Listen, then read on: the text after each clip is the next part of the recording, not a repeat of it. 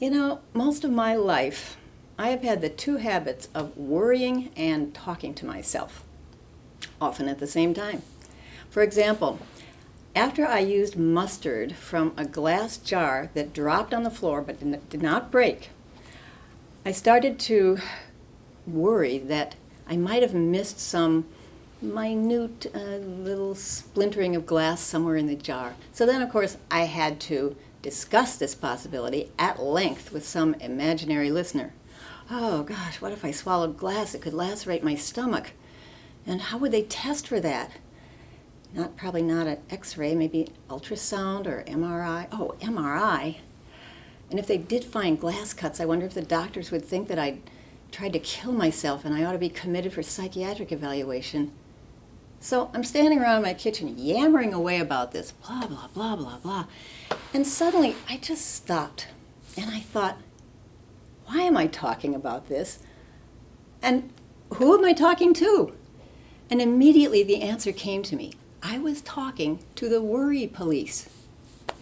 The worry police exist to enforce an ordinance that says I am required to worry at least 75% of my waking hours.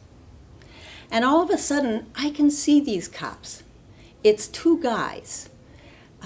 They're, wearing standard blue uniform, paraphernalia hanging off them, tasers, radios, guns.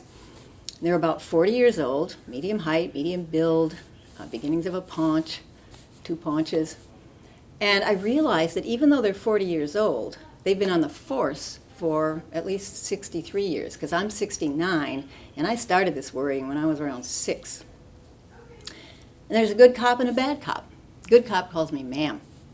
Ma'am, are you aware that you have not been worrying for the last 5 minutes? Oh gosh, no, I'm sorry, I didn't realize that. Bad cop is stone-faced.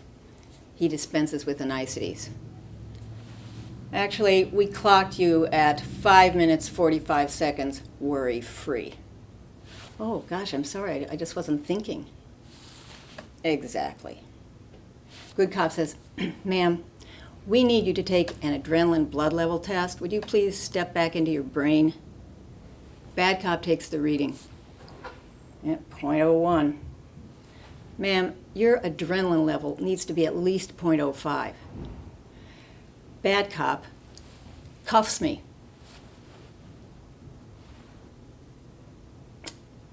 Systolic 130, diastolic 75. Not bad enough? Not even in the ballpark. But, ma'am, we are just here to see that you worry to the full extent of the law. Here's an example of how diligent these cops are. I was walking on the rubberized surface of the children's playground when I started to imagine some conscientious citizen criticizing me for it. Can't you walk on the pavement like every other adult? If everybody takes a shortcut across the playground, it will constantly have to be resurfaced at taxpayers' expense. So I explain that I suffer from chronic back pain, and those few measly seconds on that soft surface give me a little relief. Conscientious citizen says, really? Back pain? And I'm starting to fume. Mind you, none of this conversation has actually taken place. My cops are beaming over this. They take full credit. Earlier that same day, I had to catch a bus because I had to go to my office to prepare for a class I was going to teach. On my way to the bus stop, a neighbor stopped to chat with me, and I excused myself, explaining that I was a little late and I had to catch a bus. I caught the bus, but all the way on the way to work, I obsessed about what would have happened if I'd missed the bus and had to walk into that class unprepared and face 28 disdainful undergraduates, all of whom would have thought I was wasting their time. My cops high-fived each other over that one. They're so good. They're so good they even follow me when I'm taking a walk.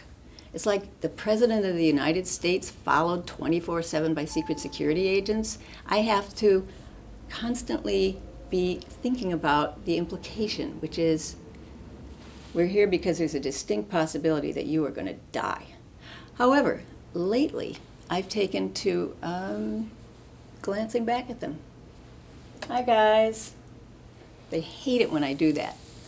But you know, they had me waking up at 5 a.m. to worry that if we had a thunderstorm, hypothetical golf ball-sized hail might damage my roof before I could sell my house.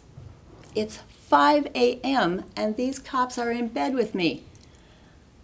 They had to spoon with each other for the three of us to fit. I said, "Cops, you're in bed with me? That can't be comfortable for you." "It's all in the line of duty, ma'am." Or I'll be taking a shower, just relaxing, enjoying the nice hot water on my back. And then I'll think, what if I slip and fall and conk my head and I'm lying there unconscious with the water hitting my nose and my mouth? I could drown. And I say, "Hey, cops, I'm in the shower. Give me some privacy here." "Ma'am, vigilance trumps privacy." "But following me into the bathroom? How do we know that shower won't calm you down?" And I have to admit, it had been calming me down.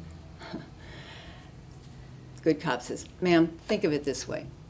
If you are not worrying, anything could be a surprise.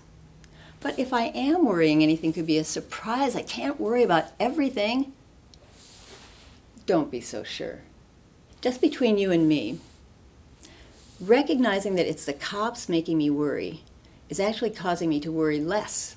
I've even started to tease them. Like maybe I'll go for a good long stretch of time worry-free, and then I'll have a really minor unsettling thought like, what if my watch is slow and it's 10 minutes later than I think it is? And I'll say, "Oh, cops, you're back."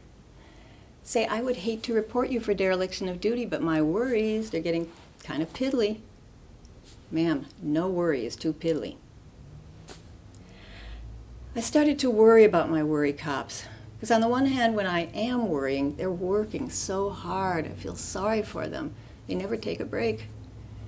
On the other hand, if I'm not worrying, I feel kind of guilty that I'm letting them down. The other day I asked them, "What do you worry about?" Well, it turns out that 70% of their worries are job-related. They worry that I'm not worrying enough, which kind of made me wonder, who are their enforcers? Anyway, their worries have now been realized. I'm getting pretty complacent. And they've gotten so frustrated that they put in for a transfer and got it. Their new assignment is to convince an extreme sports enthusiast to fear death. I think that's going to be a very nice challenge for them. So we've said our goodbyes. I did make a little faux pas. I said, "Take it easy." Bad cop glared at me. Good cop said, "Ma'am, we know you didn't mean it that way." Good cop's parting words to me were, "Ma'am, worry, don't be happy." I responded ambiguously, "Don't worry, I will."